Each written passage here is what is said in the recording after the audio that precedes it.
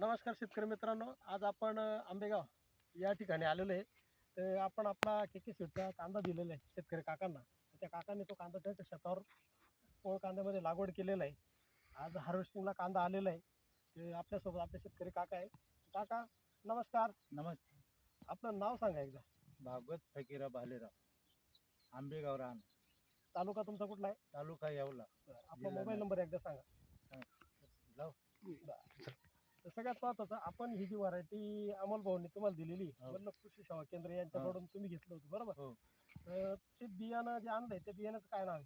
ते जे के के के के जोश. हो. बर.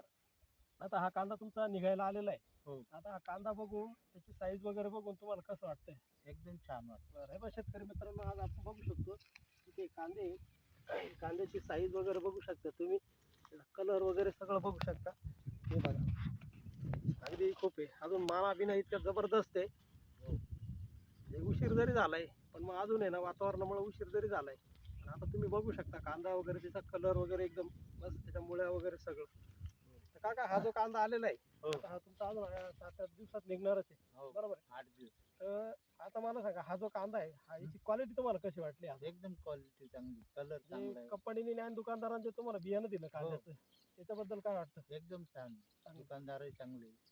आता येणाऱ्या पुढच्या सीझन मध्ये इथले आजूबाजूचे तुमचे शेतकरी बघणार आहे हा कांदा विकून, हो. मार्केटला काय विकला काय नाही.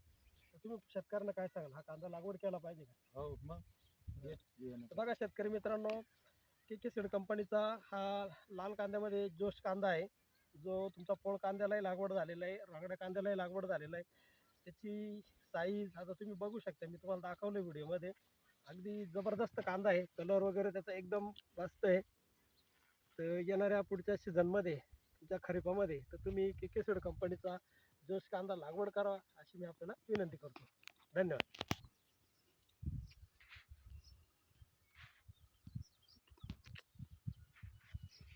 स्टोरेज